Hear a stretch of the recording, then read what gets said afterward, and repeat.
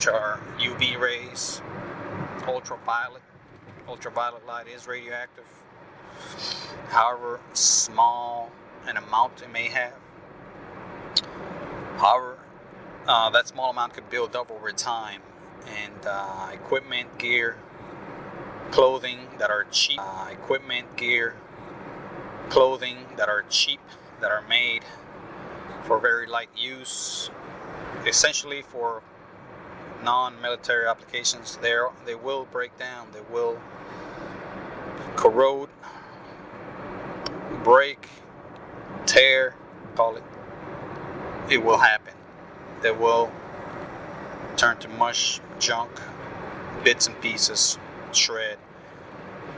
And so I do recommend right off the bat finding, acquiring, locating military gear, because it will take you to have a good experience.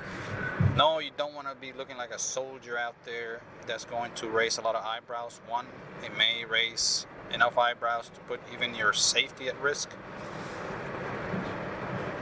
But as far as water containers, food containers, backpacks, maybe clothing, pants, it could be military gear. I don't recommend you do too much of it, because then you will look like a soldier. Some of you may not mind. Some of you may just go right ahead with that look. Although I don't recommend it, it is of course ultimately your choice, as everything else is. And but again, a canteen or modern plastic type, I think work just fine. Those are engineered, again, to be dropped, to be heated, to be out in the elements. They may be a bit heavier than what you want to, but we're talking about water. We're talking about something that may save your very existence. So let it be inside of the most quality container you can possibly get your hands on.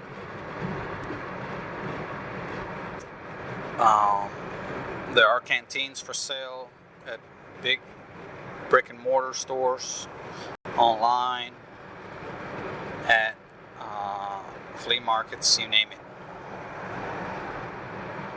Some of them may be at your local Salvation Army, Goodwill, or thrift store. Some of them may be at your local yard sale, so look for those. Also, backpack, you may want to get your hands on a rucksack or a similar. They're made of materials. They're very, very difficult to break down, break up, tear up, especially the latches on it, pockets. I have one of those myself, and it's at least 10 years old, and it looks like it's been through a war zone. However, it is very, very basically whole in operating condition, as they say in the military. Operation. None of the latches are broken. None of the pockets have holes.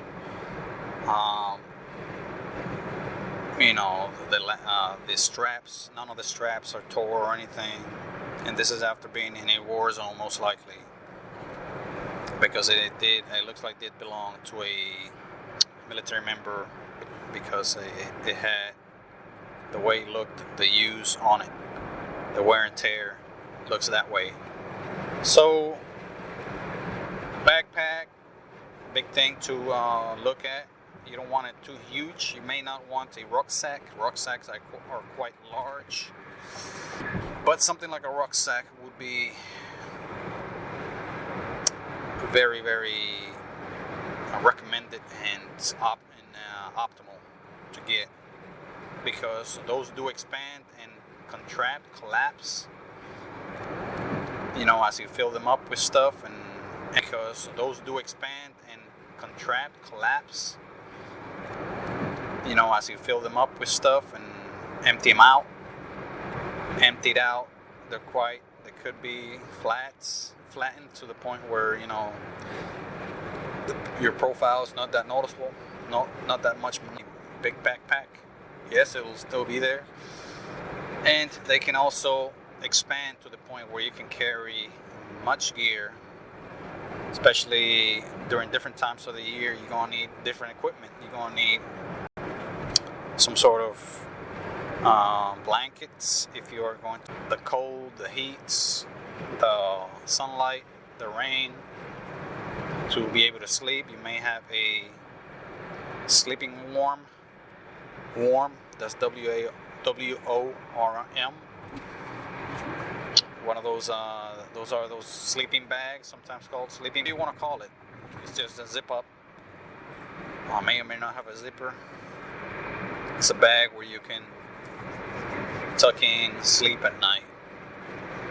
Usually the temperatures here in the northern hemisphere drop during the nighttime, especially during the winter. So you may have to bundle up quite a bit if you do any kind of wintertime travels, especially in the northern states, the Montanas, the Washington, Oregon, the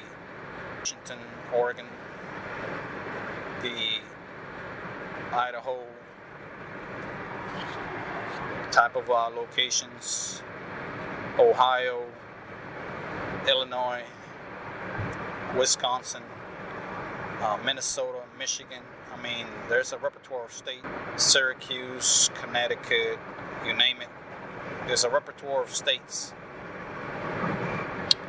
Missouri, that require very much gear, lots of gear to survive there, especially their winters, which could go into extreme lows, such as -10, -15, -20, you name it. It has been recorded. You may fall victim to such temperature drop, frostbite, and death due to exposure. It has happened. It will continue to happen. Don't be one of those statistics. Don't be one of those victims.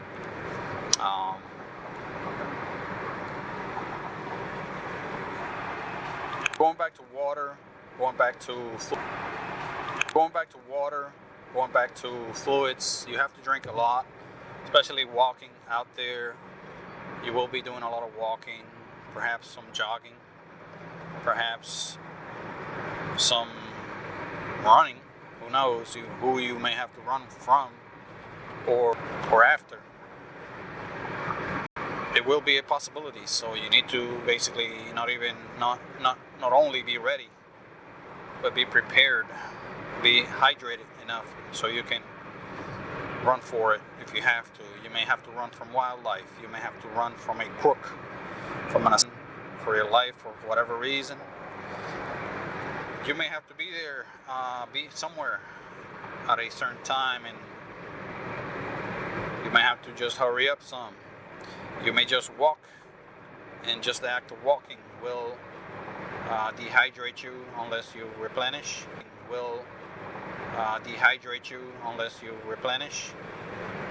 We are animals. I wholeheartedly believe this. Animals that come from the water.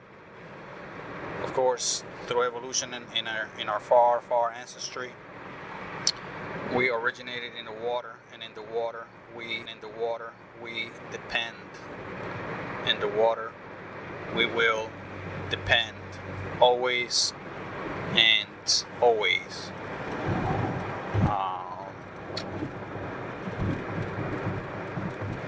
We're 78% water, and if that's not enough evidence that we came from the water, I'm not sure what else is. There are many other pieces of evidence that I won't go into, but it's my wholehearted belief that we once swam out and took our very first steps as a species from the water. But I digress on that. You must carry your water or a way to collect and clean and filter water. There are bottles that filter water. They have their own filter built in. You may have your own filtering system apart or separate from this water bottle, and they may be quite expensive. They may be, but that may be something that you may want to carry with you for your health, for your well-being. You may have to purchase water as you go if you choose to do that. You may have to stay within reach of places where water's. You may have to go from water source to water source, whether it be again a river or a natural source or an artificial source, such as water spigots, stores that will sell you water or give you water. Many of them will give you water, and you may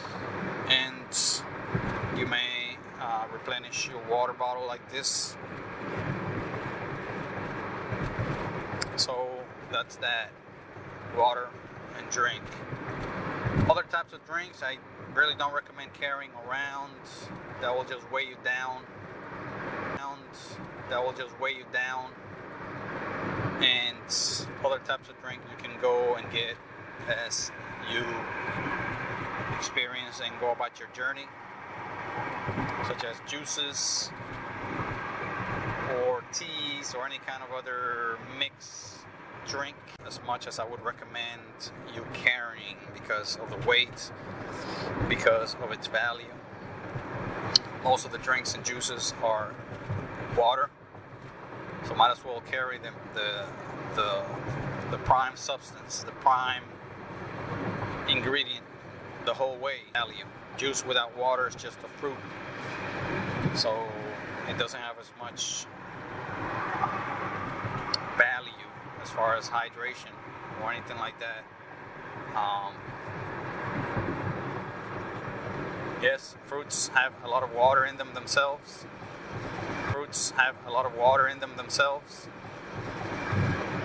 But not as much water as water itself. Let's be real.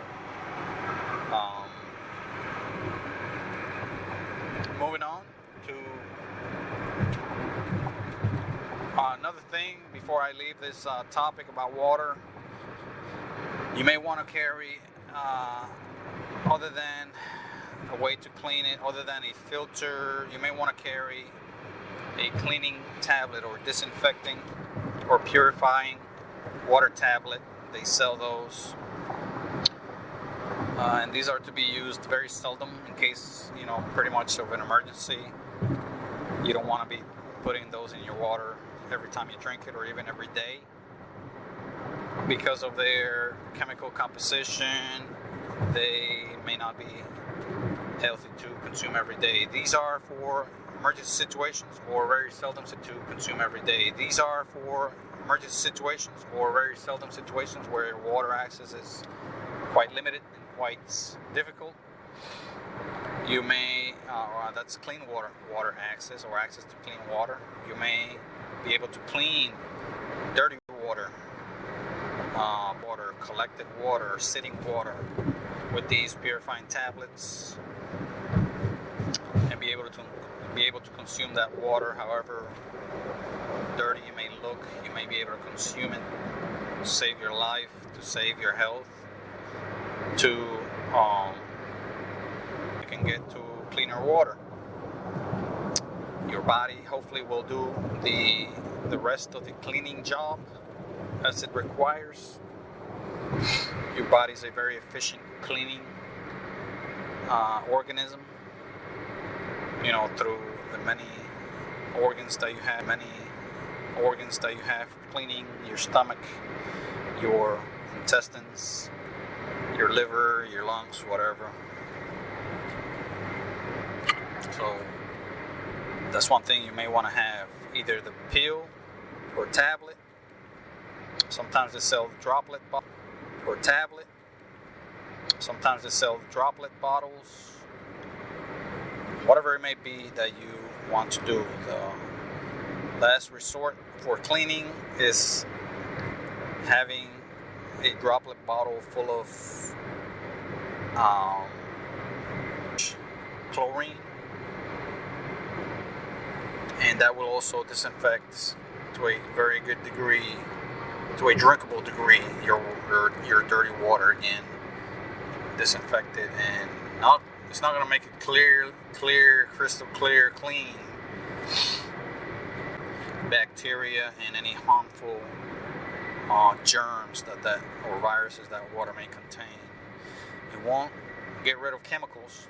So if you get water with polluted in a polluted condition or with chemicals, whether it be petroleum, whatever, with chemicals, whether it be petroleum, whatever, that will not clean it. It will actually add another chemical to that mix, but it will at least kill bacteria. So you have to be very careful about your water source. Careful about your water source. You must look at how the water looks. If it's got a colorful sheen, that water most likely has petroleum-based chemicals, oil-based chemicals, fossil fuel-based chemicals, and you may want to avoid that water. You may fall sick to the point where you cannot go find clean water. So there are other ways to determine whether your water is clean or not, or polluted. I recommend and highly encourage you to find out, read about it, whether it be on the internet. So that's something that's very critical for you to find out, how to locate clean and determine whether water is clean or not. Moving on to food, one of the most critical, if not the second most critical item when going on the road. How will you eat? What will you eat? How will you access food? How will you gather, cook? All of that you need to think about, plan ahead, write it down. It may be a deal breaker. All of these things that it may be a deal breaker. All of these things that I'm about to mention may be deal breakers. That's why it's so important to think about those things. And not only think about it, but write them down, or at least think about it methodically and one by one, type on a list type method, where you go through them one by one and just think out loud their options, or write them down, most recommended, what you will do about them, about those challenges. So food, of course, you cannot pack the food that you will need, not even for a day, let alone your journey, more than a couple of days, a week. If you pack that much food, just think about what you get for groceries on a weekly basis. How can you possibly drag all that stuff along with you to spend a week out there? You can't. Not when you're going to walk miles upon miles, which when you go backpacking out on the road. If you think that you won't be doing some walking, might as well just put the whole ordeal to the side and forget about it, because you will be walking or moving quite a bit, whether it's either walking or you will be on your wheelchair, whatever movement and transportation device, personal transportation system you are employing, you will be using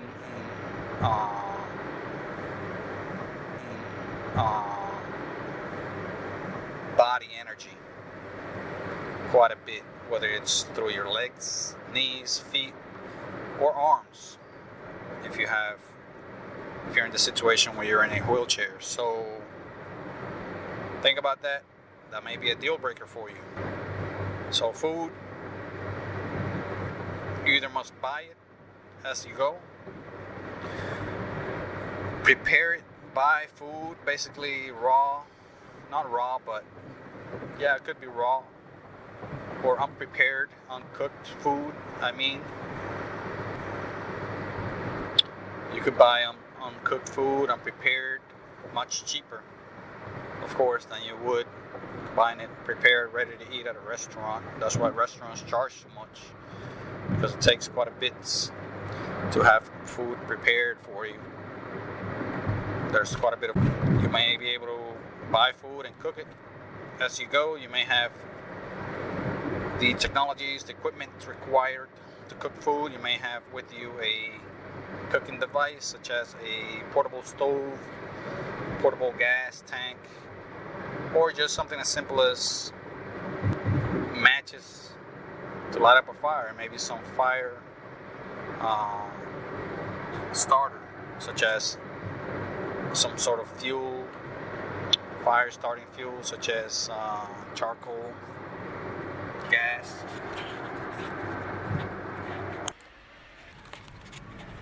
You may carry money with you. I don't recommend carrying cash. A lot of cash, certainly enough for you to go on long hauls, will be quite bulky, quite uncomfortable, hot to deal with, to have on you. Anything that blocks transpiration, airflow, will make you hot, will make you unnecessarily sweaty and dirty. So you may stay away from things that are plastic on your pockets, things that block airflow again. You may want to stay away from, including money, wads of cash, whatever. If you go on a long walk, even a wallet, the size of a small wallet, will drag you down to the point of uncomfort and, unnecessary weight and, again, sweatiness and effort. It's just unnecessary.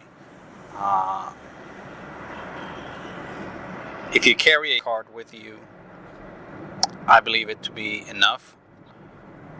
A trusted payment source, such as a credit card, debit card, pay card of some sort, both combined.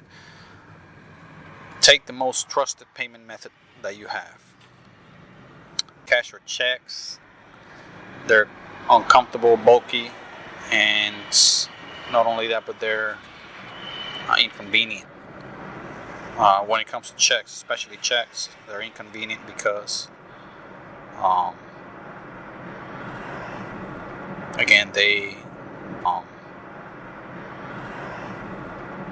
they are not widely accepted anymore.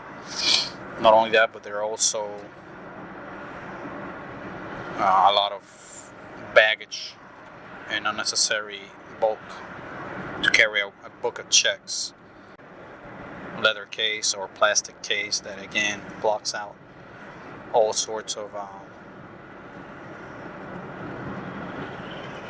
transpiration, perspiration, and airflow. Not to mention the weight that these things will add.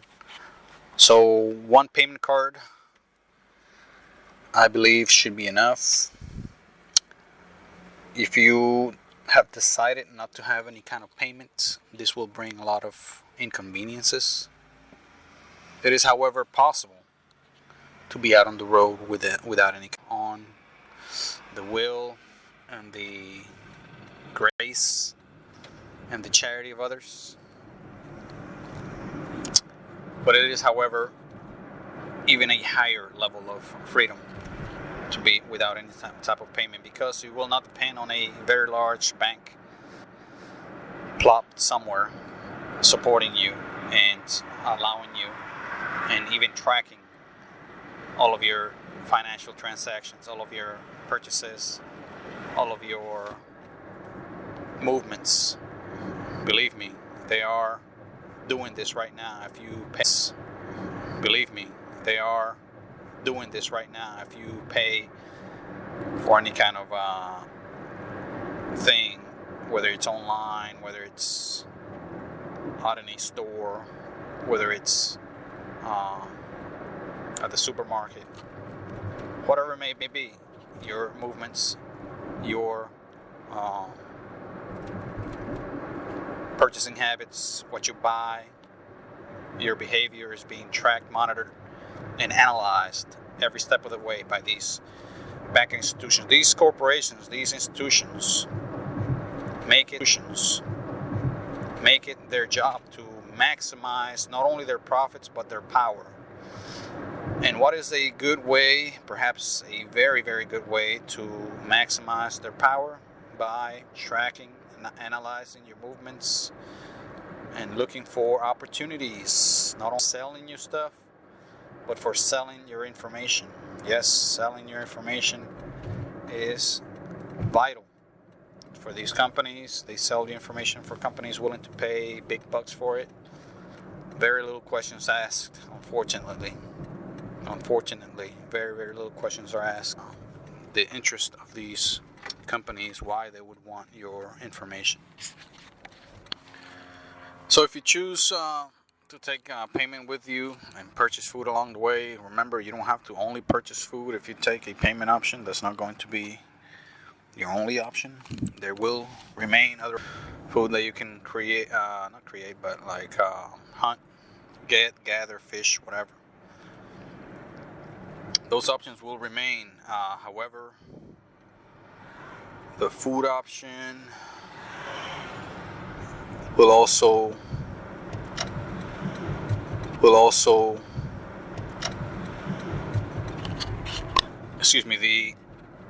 option to purchase your food, you can purchase from restaurants, you can purchase from supermarkets. I highly recommend you purchase mostly from what foods to eat, to prepare. There is usually a very good variety, especially on larger cities, of food in supermarkets that are ready to eat, whether it be food that's cold, hot, prepared, unprepared, as far as cooked. They have a variety of cold sandwiches, warm sandwiches, salads, burritos, chicken, meats. Some of them have a small restaurant type deal inside where you can order cheeses. You can order some, any type of hams, meats, salamis, and make your own sandwich. You can buy bread and condiments, mayo, mustard, ketchup, all of that stuff, relish, to make your own sandwich. Barbecue sauce, you can get all of that stuff and prepare your own food. You could buy food that is ready to eat, such as cereals, such as purees, canned foods, food that come in containers, prepared, ready to eat. Soups, many soups are, especially the ones that are in cans, camp bowls, and other types of soups, may be ready to eat straight from the can. They just may need to be cooked and heated, or they may be able to be ready to eat right out of the can, no heating required. There are many items such as Spam, tuna, packets that are ready to eat. Again, many hams and cheeses, of course, are ready to eat right from the package. And that may be a choice you may want to go with. It's probably the cheapest if you choose to go with the pay route, the pay option for food, and the healthiest, since you have a more variety, and least expensive variety of foods that are healthier for you. Again, salads and low fat, low sugar, low salt foods, low process, low chemical food. are the best for you. So, are your cheapest options. Yes, you can get healthy foods from restaurants. However, you'll be paying up the wazoo for those. Those are usually very limited as far as access to them. Your type, our type, my type may not be welcomed in those restaurants. Our type, my type may not be welcomed in those restaurants where they serve organic, low fats, low salt, low calorie foods. And, disturbingly and sadly enough, that is the case in many areas, many places, many restaurants, even those that